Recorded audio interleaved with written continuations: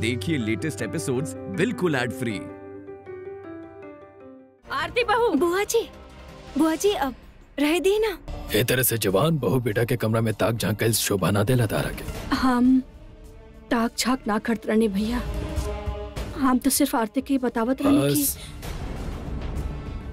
जाओ और हवन की तैयारी में गायत्री और विधि की मदद करा।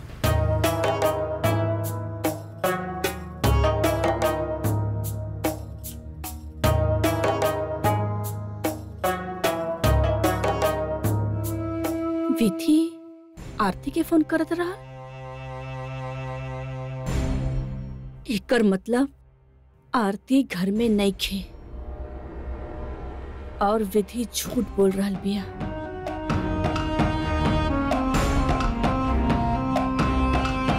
आज भैया भी हमरा के ही डांट दिया ना। सब ओ आरती की वजह से सब घर वाली के लाडली जन बन गई बिया। लेकिन आरती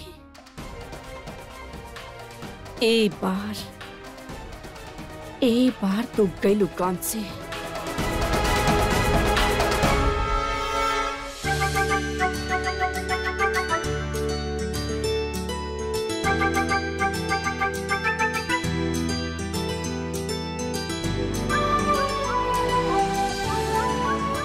रुक जाएं।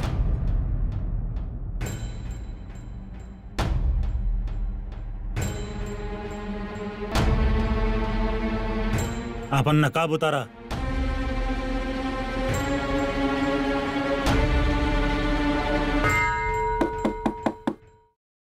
के आजा।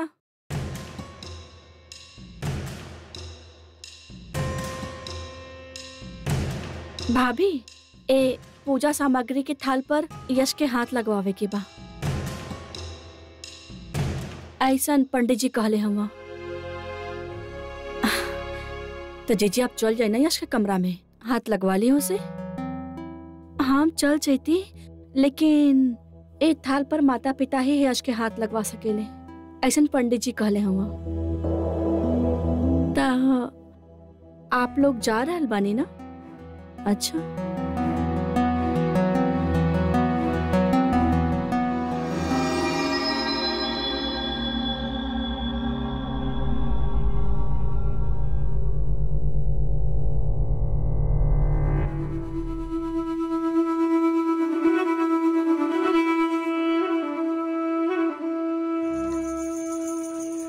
आरती महारानी बहुत चालाक समझेलू ना तो अपने आप के, लेकिन इस चालाकी बहुत महंगी पड़ी तोहरा के। एक बार भैया तोहरा के माफ ना करी है, बिल्कुल ना।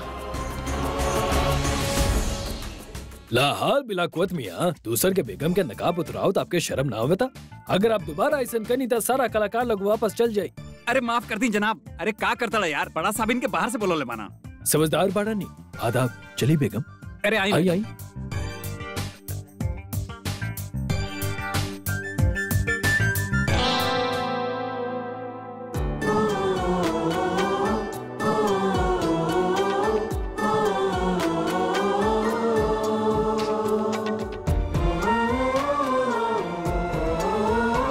सॉरी।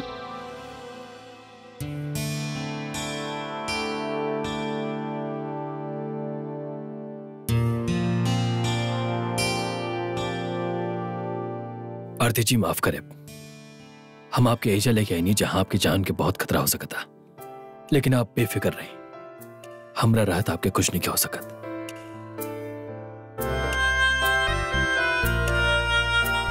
चलिए। आपके कहे के जरूरत नहीं खे यश जी। हम जानत आनी कि आपके रहते हमरा कोनो बला छू भी ना सकेला।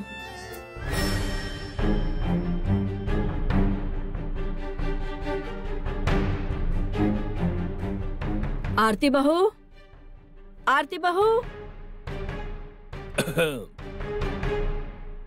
यश, दरवाजा खोला।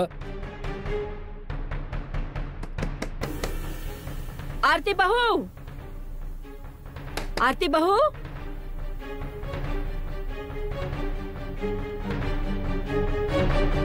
आरती। आरती बहू, यश।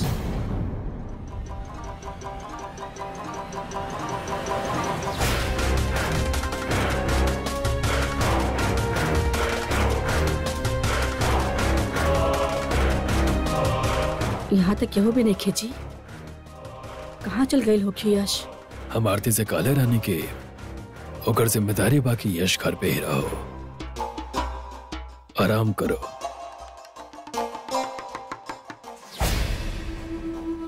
लेकिन ऐसा भइल ना।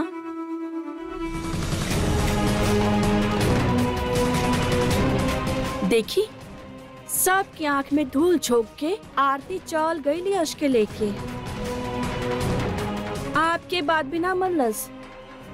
हमरे भगवान की कसम, अगर यश कोनो खतरा में पड़ गई या के कुछ हो गई तो के जिम्मेदार होगी?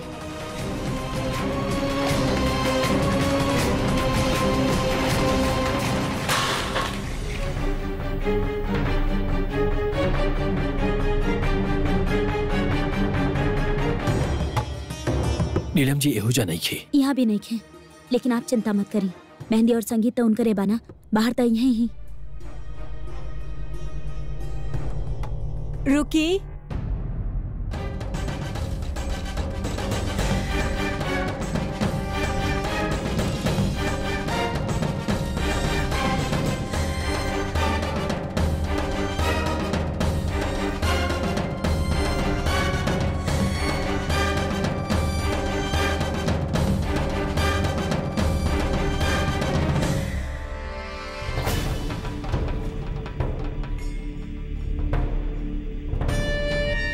सुनी जीनत जी, संगीत के प्रोग्राम में बहुत बड़ बड़ लोग आवे वाला है, तो आप लोगन के नाच गाना कुछ ई तरह से होके के चाहिए कि सब लोग देखत रह जाए।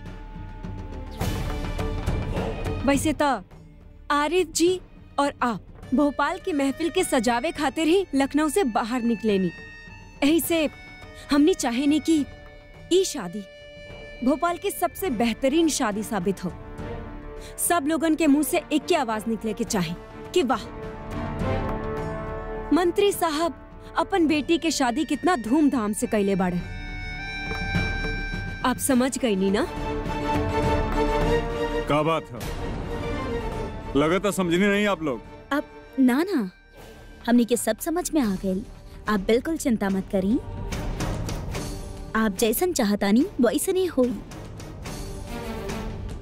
आपके कौनो भी मेहमान यहाँ से मायूस होके ना जाई, ये हमने के आपसे वादा बा। अब हमने प्रोग्राम शुरू करी। जी बिल्कुल।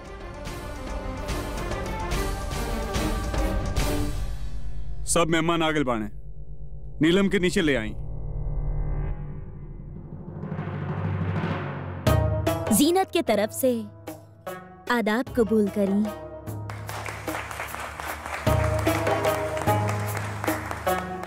अब हमारा आप सबसे गुजारिश बा, हमनी के साथियन के भी उहे गरम जोशी से इस्तकबाल करी जैसे हमार कई नहीं।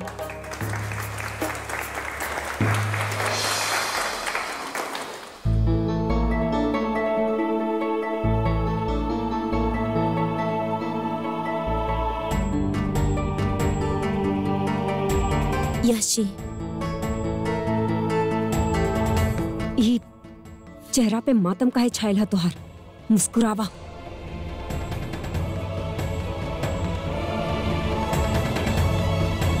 चलो बेटा।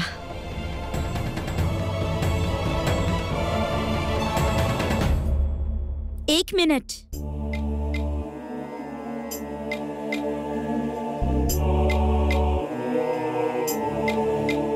माशाअल्लाह, बहुत खूबसूरत लगताड़ू। केहू के नजर ना लागे। अल्लाह ताला तहरा के हर खुशी दे।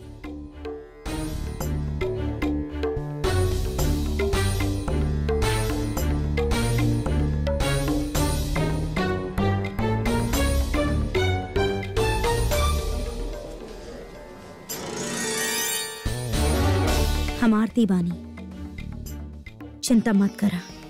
यह चेयर हम ही है बानी। हमने अपन वादा पूरा करे आयल बानी।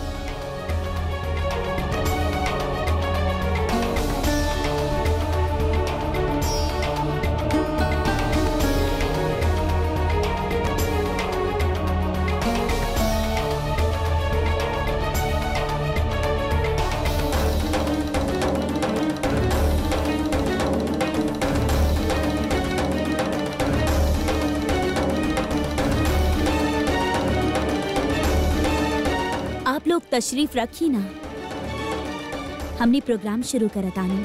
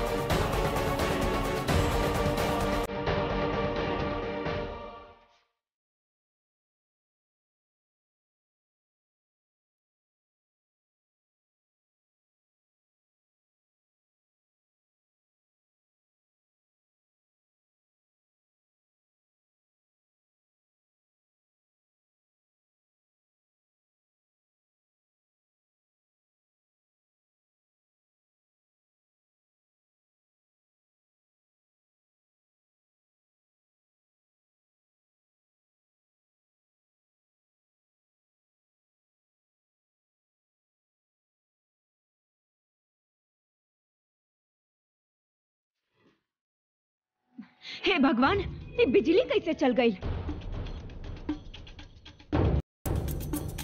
अरे यहाँ खड़ा हो क्या मर मुंह का देखा तड़ा? जा देखा बिजली कहाँ गई बा, जा। ये बिजली के भी अबे जा गिरल।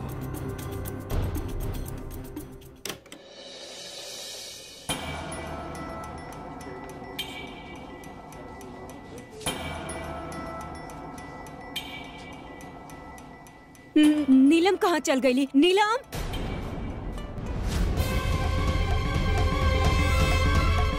हम जानता नहीं कहाँ गई बाड़ी।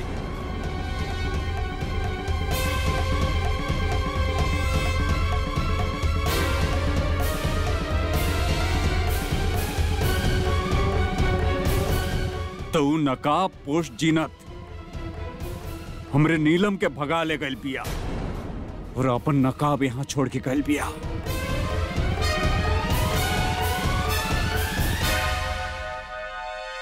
एक मिनट सर, सर कुणाल अपना कमरा में नहीं खे, लागत बा ओके भी भगा के ले गई ले।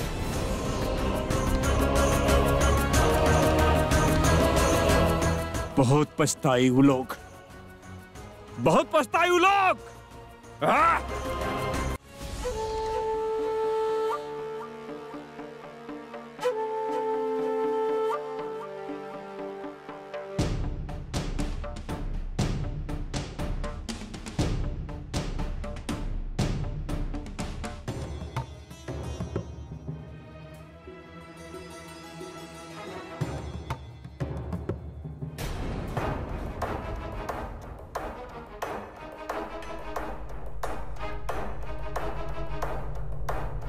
एजा आप लोग के डरे के कोनो जरूरत नहीं है।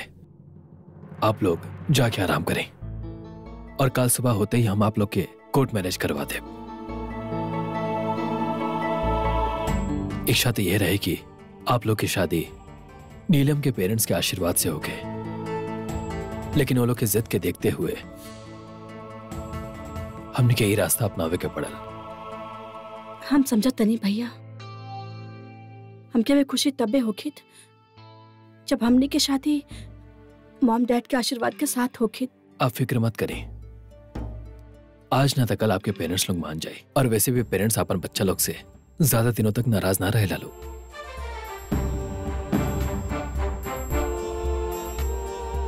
जाइए आप लोग तनी देर आराम कर लें। थैंक्स भैया, थैंक यू।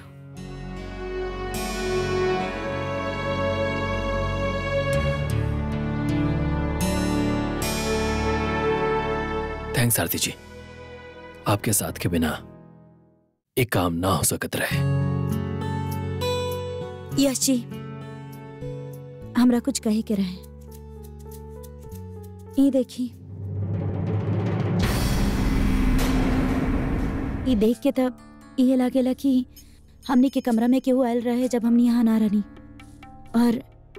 और उनका पता चल गया कि हमनी घर पे ना बानी। पता ना जब हमनी यहाँ ना रहनी तब वो बीच यहाँ काका बहल होगी। हमार ख्याल से हमने एक बार घर वालन से मिल लेवे के चाहिए, कहीं बात ज्यादा न बिगड़ जाए। ठीक बा, लेकिन याद रहो कि केहू के पता ना चले के चाहिए। ये दोनों हमनी के साथ है, एक घर पे पालो। जी चलिए।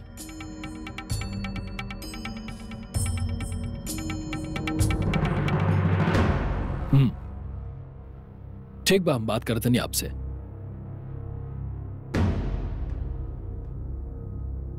कुछ पता चलल जीनत के? मैडम, जीनत बेगम तो अपन साथी जन के साथ है कोनो प्रोग्राम के सिलसिले में रात के फ्लाइट से ही दुबई चल गई पड़ी। वैसे कैसे हो सकेला? ओके तो हमने ऐजा बुलेले रहनी नीलम के संगीत खातिर, और अच्छा खासा मोटा रकम भी देले रहनी, फिर वो दुबई कैसे जा सकेली? मैडम, हमने की यहाँ से केहू के फोन गए रहे वो लोग के, और वो लोग के बताओल गल कि हमने के जगह प्रोग्राम कैंसिल हो गई बा, आवे की जरूरत नहीं है। ओ, एकर मतलब घर में ही कोनो भेदी है, लेकिन क्या हो सकेला ये कैले हो ऐसन हरकत? हम बताओ तानी।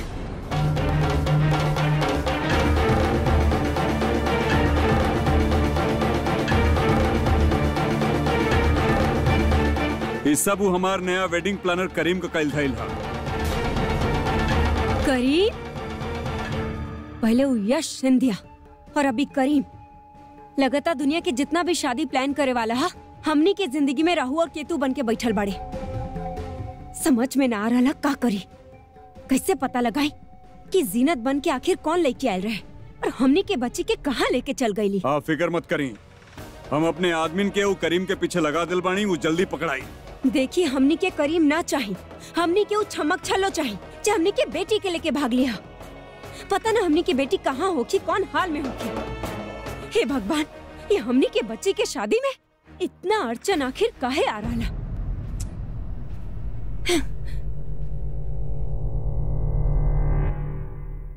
काहे कि भगवान भी चाहत रन कि आपके बेटी की शादी ओकरे से होके जेकरा से वो प्यार करेले, और हमरा पूरा भरोसा बा कि तू प्यार करे वाला के केहू अलग नहीं कर सकत, केहू ना। इजारत के यश के जान के खतरा बा, तू यश और आरती के साथ दिलू, हम सबसे झूठ बोलू, बतावा का है? जवाब दा बहू। बाबूजी, हम बताओ तनी।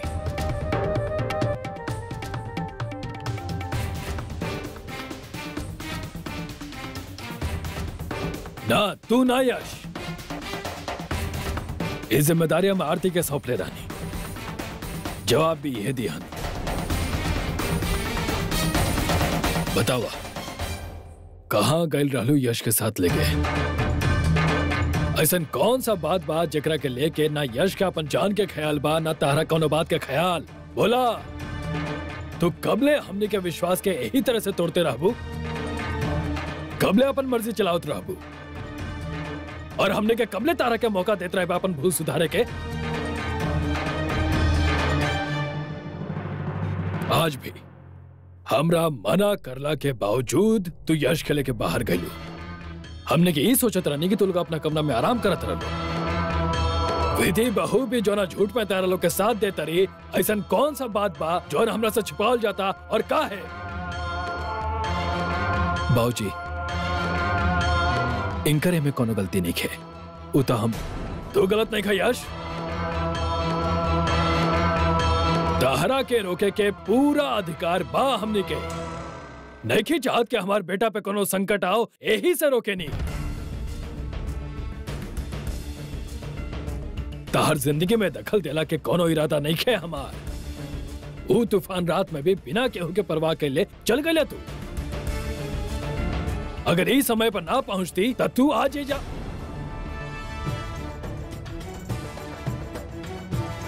तू भी एगो बच्चा के माँ बाड़ू बहू, ओकर चिंता बेचैन करेला न तारा के, और तूहे एकरा के मौत के मुंह से बाहर खींच के ये घर में लेके आयल बड़ू। फिर इतना गैर जिम्मेदार कैसे हो सका तारू तू? ये घर में सीमा लांघने की अनुमति केहू के नहीं के बहू। ये बात अच्छा तरह से समझ ला। यही से अभियो पूछा था नहीं, हमरा के सच सच बताता कि ऐसा कौन सा वजह रहे जो तारा लोग के घर से बाहर लेके गई चोरी छुपे।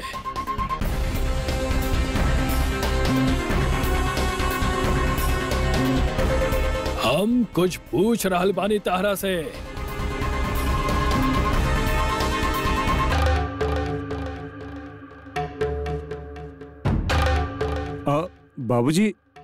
बाबूजी गजब हो गइल बा। मिनिस्टर साहब के बेटी के कुछ लोग संगीत के फंक्शन से भगा ले गइल बा।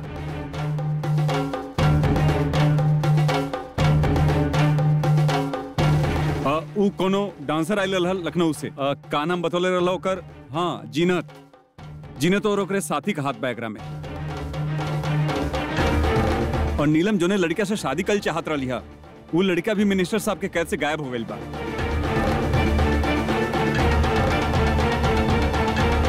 और ये खबर पूरा भोपाल में आग जैसन फैल गई बा, और मिनिस्टर साहब के गार्ड्स चारों तरफ चारों आदमी के ढूंढ रहल बाना। मिनिस्टर साहब और उनकर पत्नी के स्वभाव के बहुत अच्छा से जानत नहीं हम। ये धोखा के सहन ना करी वो लोग।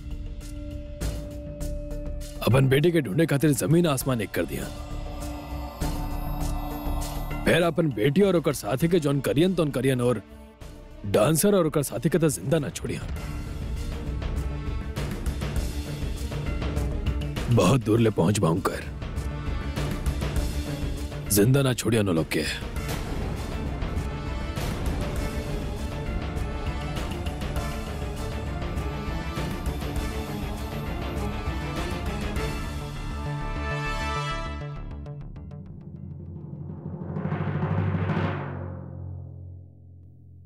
ये दोनों कितना कुछ कर रहल बाना हमने खातिर।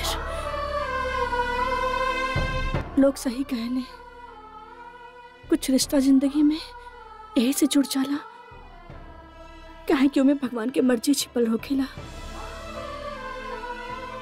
आज एहसास हो रहल बा भगवान हमके भाई काहे ना देना, काहे कि वो जानत रहले कि एक दिन यश हमरे जिंदगी में आ जाइए। आज हमके यश जी के जैसन भाई और आरती जी के जैसन भाभी मिल गई। आज हमरे खुशी खातिर कुछ भी करे खातिर तैयार पड़े। लेकिन आज हमनी के कारण यश जी और आरती भाभी बहुत बड़ा मुसीबत में पड़ गए बा लोग। अपने ही घर वालन से झूठ बोले के पड़ा था उनके। वो लोगों के जान के बहुत बड़ा खतरा बा हमनी की वजह से।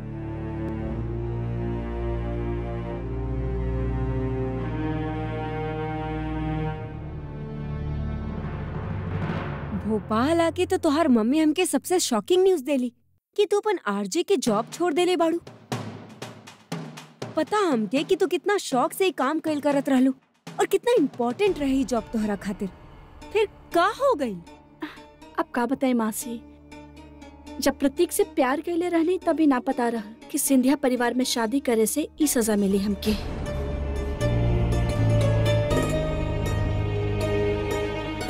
हमार ससुराल वाले आज भी 100 साल पुरानी दुनिया में जिए ले। उनके घर के भवन के बाहर जाके नौकरी करे की इजाजत नहीं खे। बस घर में बैठा किचन संभाला, सास ससुर के गुलामी करा और बच्चा संभाला। यह लाइफ हम जी रहल बानी। लेकिन ये तो बहुत फ्रस्ट्रेटिंग है ना? दम घुटेला हमार, पर क्यों कि हमार परवाह कहाँ बा। परी का परी? प्रतीक, परी इज एब्सोल्युटली राइट। तू परी से प्यार कैले रहला, तोके ना पता रहे कि परी के करियर ओकरा खातिर कितना मायने रखेला। तोके अपन पेरेंट्स के समझावे के चाहिए। और वैसे भी आजकल कोनो भी मामला में मर्दन से पीछे ना है औरत। यहाँ तक कि जमीन से हजारों लाखों मील दूर अंतरिक्ष तक जा चुकल बड़ी औरत। और तोहार घर में आज भी उनके सिर्फ किचन संभाले लायक समझल जाला। वेरी सैड प्रतीक, वेरी सैड। एक्चुअली आंटी, पता बा प्रॉब्लम का बा? प्रतीक अपने पेरेंट्स के सामने कुछ भी ना बोल पावेला। यश भैया जितना हिम्मत नहीं ना इनके में। हमने के आरती भाभी, I mean, यश भैया के जन वाइफ बड़ी, वो बहुत लकी बड़ी है मामला में। वो यश भैया के साथ मिलकर काम भी कर रहा बड़ी और घर में केहू की प्रॉब्लम भी नहीं खे। ऊपर से सब लोग उनके बढ़ावा भी दे रहा बा। पता बा काहे? काहे कि उनकर पति उनके साथ खड़ा बाड़े। लेकिन ये हमके बिल्कुल भी सपोर्ट ना करेले। परी प्लीज। का बिल प्रतीक, ये हमार मासी है, कोनो गैर तना है ना। हम इनसे अपन दिल की बात शेयर भी ना कर सके नहीं। बचपन से लेके आज तक हम इनसे कोनो बात ना छिपावनी। भुला गई तू? हमने के प्यार के बाद सबसे पहले हमें इनके ही बतैले रहनी।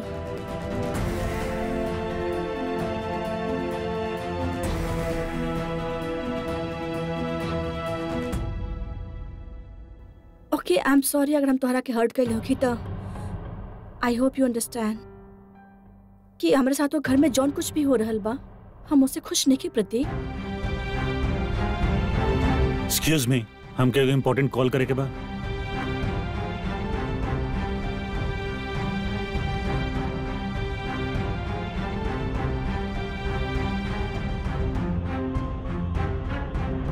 हमके तो से कुछ बात करे के आरती, इधर आवा। ये सब का हो रहा आरती? तोहार आंख हमसे कुछ और ही कह रहा। कई सब के पीछे तोहार और यश भैया क्या था?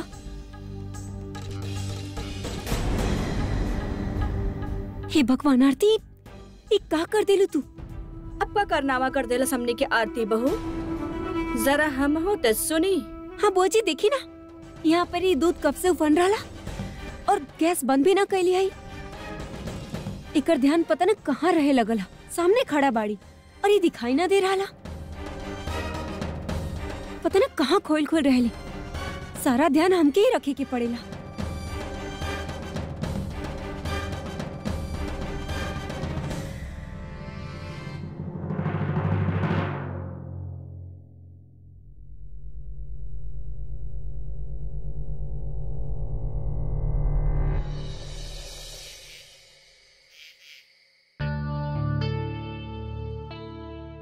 आरती भाभी, आई एम रियली सॉरी। हम दोनों के वजह से आपके अपने फैमिली से इतना कुछ सुने के पड़ा। ना नीलम, ऐसन कोनो बात नहीं खे।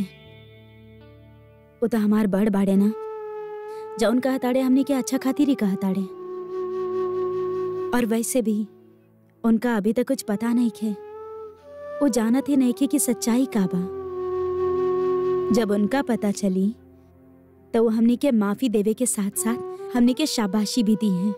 नाज करी है अपन बेटा पर, काहे कि जाना ताड़े ना कि आप जो दुआएं दी हैं वो जिंदगी भर हमने के साथ रही हैं, हमने के हर मुश्किल से बचाई हैं। चलिए, आप लोग बहुत थक गए लोग हैं, आप सो जाइए। भाभी देखिए, आप दोनों हस्बैंड वाइफ बेड पर ही सो जाइए और हम दोनों ना, देखिए आप घबराई मत, हम दोनों साथ साथ ना सोते के। हमने अब तक पति पत्नी नहीं खींचा, पर आप दोनों तो पति पत्नी बानी जाना। तो हम दोनों कौन हो खेने के? दोगो पति पत्नी के परेशान करे वाला।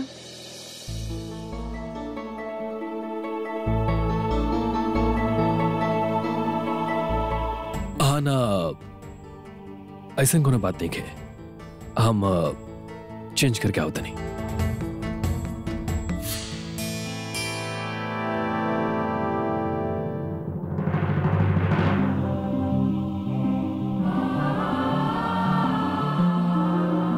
भाभी एगो बात पूछी। एजा यश भैया और आपके एक भी फोटोग्राफ नहीं खे, बल्कि क्यों और के साथ बा? ना ना, ये और केहू ना, यश जी के पहला पत्नी अर्पिता जी बाड़ी।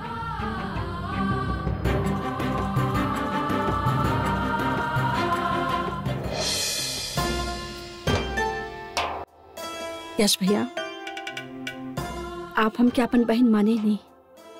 ये भी कोनो पूछे वाला बात बा? भाभी यहाँ आई।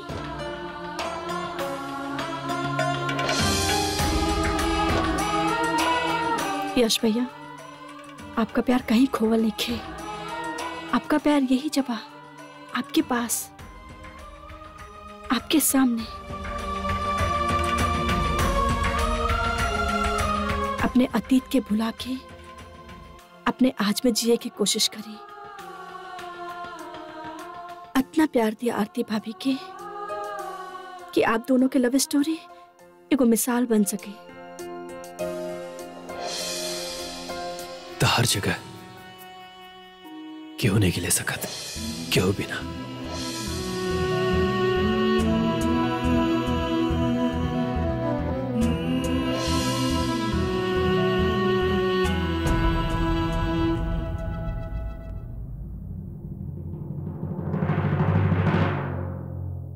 ऐसा नहीं क्या हो सकत।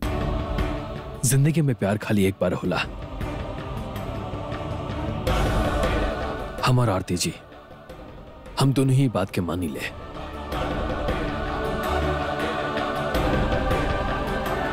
और हम दोनों के जिंदगी से वो मौसम जा चुकल बा, और हम दोनों ही अपन खो चुकल साथी के जगह की और के देवे के नहीं चाहत।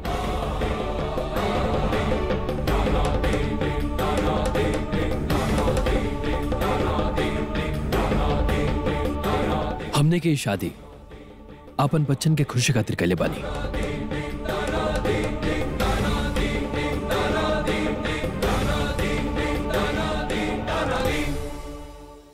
आप ऐसा मानत हो कब भैया कि प्यार दोबारा ना हो सकेला,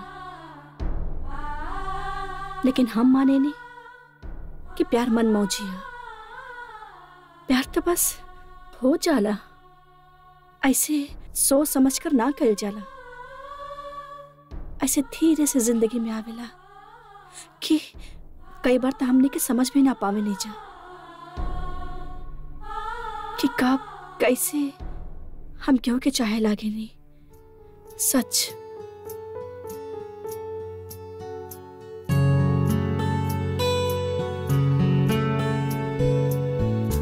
नीलम जी, रात बहुत हो गई बा, आप जाके आराम कर ली। नीलम जी ना, नीलम, और आप ना, तुम। नीलम, तू और आरती जाके बेड पे सुत जा लो। और हाँ कुणाल, तू गद्दा पे सुत जा और हम सोफा पे सुत जाए। मगर यश जी, आपके सोफा पे सुतले के का जरूरत बा? आप और हम एक ही गद्दा पे सुत जाई। चलिए अब जिद मत करी, आई।